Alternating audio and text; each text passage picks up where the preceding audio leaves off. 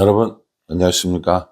8월 24일 토요일 넘치는 우리 교회 매일 묵상 시작하도록 하겠습니다.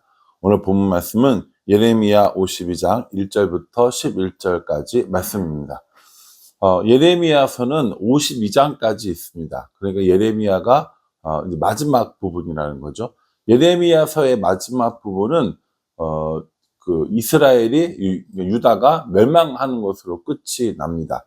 그 마지막의 왕이 누구였냐면 시드기야였다는 거죠. 우리가 수요 예배 때마다 지금 그 선지서들을 보고 있는데, 선지서들의 가장 큰 주제는 심판과 그리고 구원이라고 이야기를 했습니다. 그래서 심판당하지만 하나님께서 구원해 줄 것 또한 약속해 주셨다라고 이렇게 배우고 있죠. 그래서 앞쪽에 오늘 이 내용을 보면은 심판당하는 거예요. 어떻게 이스라엘이 철저하게 심판당했는가. 그리고 이제 52장 뒷부분에 보면 그럼에도 불구하고 다시 하나님께서 구원해 주시는 그 모습을 볼 수 있는 겁니다. 어떻게 심판당했는지, 또 왜 심판당했는지 한번 살펴보도록 하겠습니다. 1절 말씀에 보면요. 시드기야가 왕위에 오를 때 나이가 25세라 예루살렘에서 11년 동안 다스리니라. 그의 어머니 이름은 하무달이라. 림나인 예레미야의 딸이더라. 이렇게 이야기합니다. 시드기야가 25세의 왕이 된 거예요. 사실은 이 25세의 왕이 되면 뭘 얼마나 잘 할까 싶기는 합니다. 그러니까 이 젊은 나이임에도 불구하고 왕이 되었고, 또 왕으로서 어떻게 해야 되는지에 대한 충분한 교육도 받지 못했다라는 겁니다. 그래서 자신의 앞에 여호야긴이나 여호야김이 어떻게 했는지, 또 그렇게 그들이 어떻게 멸망당했는지를 다 봤음에도 불구하고 시드기야는 하나님의 편에 서서 하나님을 믿는 믿음으로 나라를 다스리는 것이 아니라 오히려 여호야김이나 여호야긴이 가지고 있었던 그러한 죄악된 모습들만 따라가는 겁니다. 아버지가 요시야잖아요. 얼마나 요시야는 선한 왕이었습니까? 그 아버지의 신앙을 따라가기보다 자기 형제들의, 또 주위 사람들이 행하는 대로 행해서 오히려 악을 행하는 이런 모습들을 보여주고 있습니다. 2절에 보면요. 그가 여호야김의 모든 행위를 본받아 여호와 보시기에 악을 행한지라, 이렇게 얘기합니다. 악을 행하는 이 일로 인하여서 이스라엘이 멸망당하고 있는데, 시드기야까지 이렇게 함으로 더 멸망이 가속되었다라고 볼 수 있습니다. 그러다가 결국에 시드기야가 바벨론 왕을 배반했다라고 기록하고 있는 거죠. 예레미야가 내내 했던 이야기가 뭡니까? 예레미야가 내내 했던 얘기를 바벨론에게 항복해야 된다, 애굽을 의지하면 안 된다라고 이야기를 했는데, 계속해서 악을 행하고 하나님을 따르지 않고 말씀을 따르지 않는 시드기야다 보니까 결국 뭐예요? 바벨론 왕을 배반하는 일이 생기게 되었다라는 겁니다. 시드기야도 얼마든지 사실은 다시 하나님을 따라갈 수 있는 이런 기회가 있었다라는 생각을 해봅니다. 왜냐하면요, 왕으로 재위한 지가 11년이나 됐거든요. 25세에 왕이 되었지만 11년 동안 왕이 되었다면 그 사이에 얼마든지 사실은 하나님께로 다시 돌아와서 자신들의 죄악을 누이치고 아버지처럼 혹은 믿음의 조상들처럼 살 수 있었음에도 불구하고 시드기야는 악을 행했고 시대의 흐름을 따른다고 생각을 했고, 하나님께서 하지 말라고 한 애굽을 의지하고 바벨론을 배신했습니다. 이것이 이제 이스라엘이, 유다가 멸망하게 된 이유가 되는 것이죠. 이제 바벨론의 군사들이 쳐들어와서 이스라엘을 포위합니다.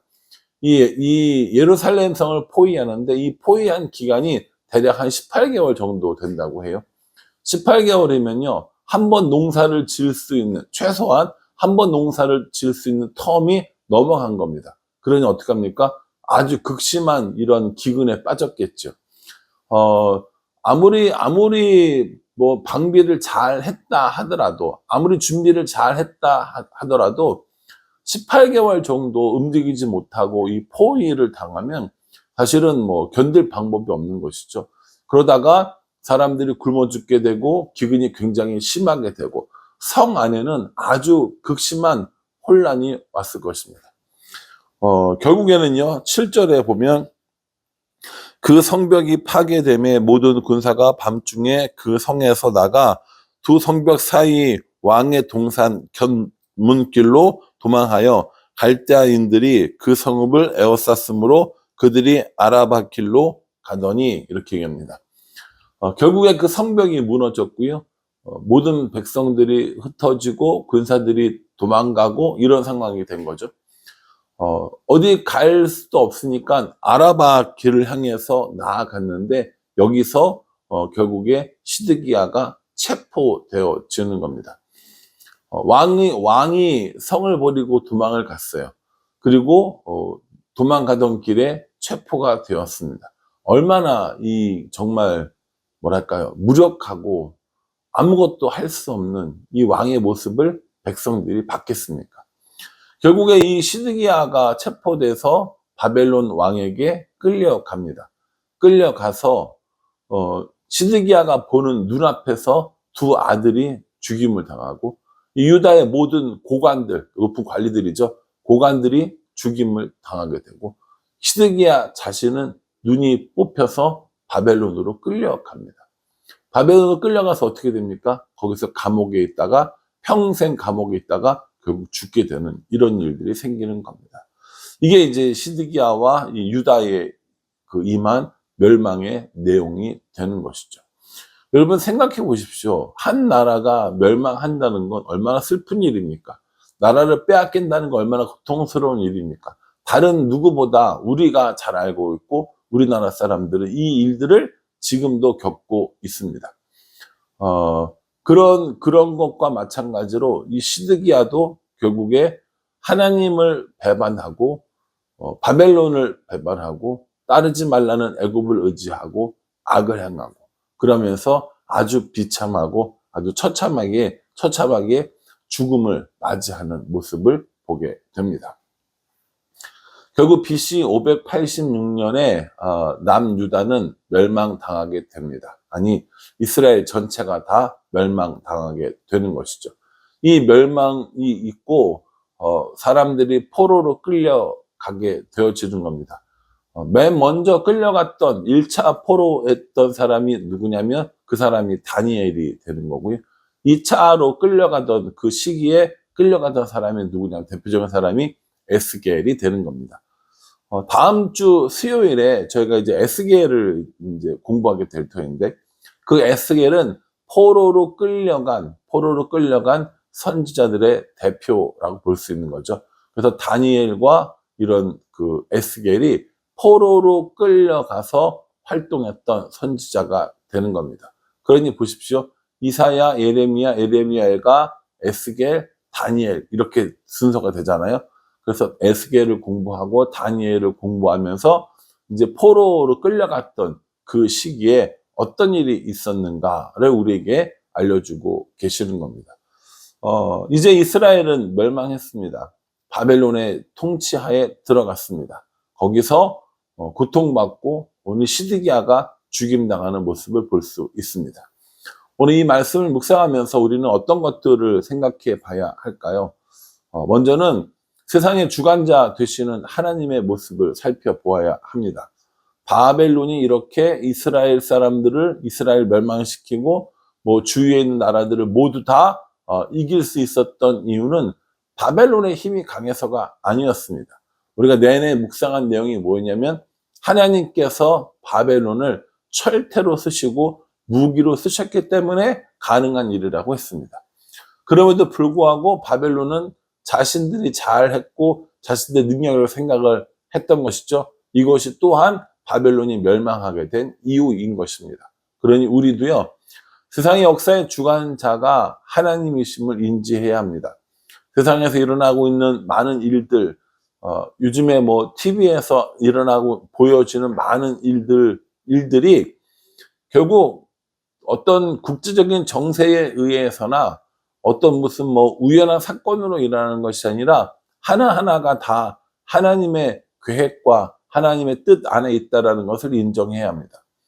세상의 모든 것들을 다스리는 그 하나님께서 우리들 각자 개인의 삶에도 영향을 미치시고 또 주관자가 되시고 주인이 되신다라는 이 사실을 인정해야 하는 것이죠.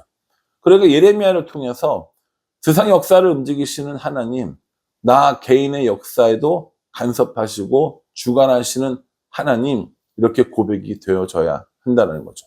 뿐만 아니라 하나님께서 정말 보시는 것은 군사력이나 경제력이나 뭐 자연 환경이나 이런 걸 보시는 것이 아니라 얼마나 하나님을 의지하고 하나님을 섬기는 삶을 사는가에 달려 있다라는 겁니다. 이스라엘이 멸망한 이유가 군사력 때문이 아니라니까요. 경제력이 부족해서가 아니라고요.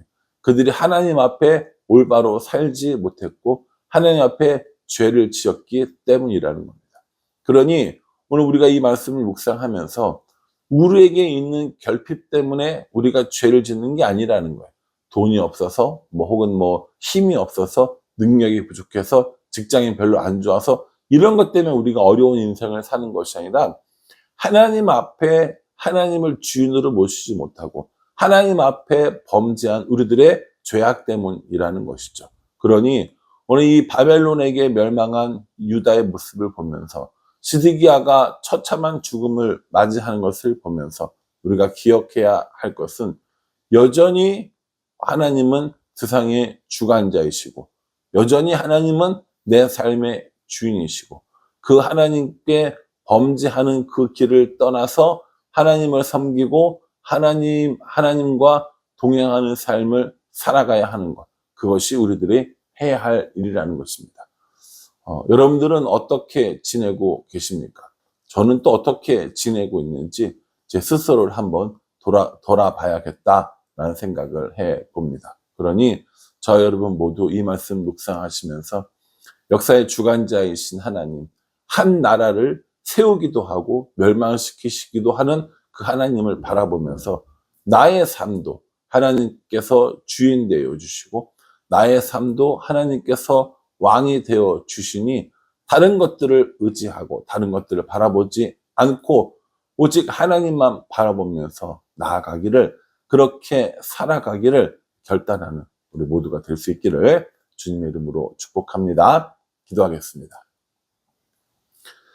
하나님, 결국 유다는 멸망당하게 됩니다.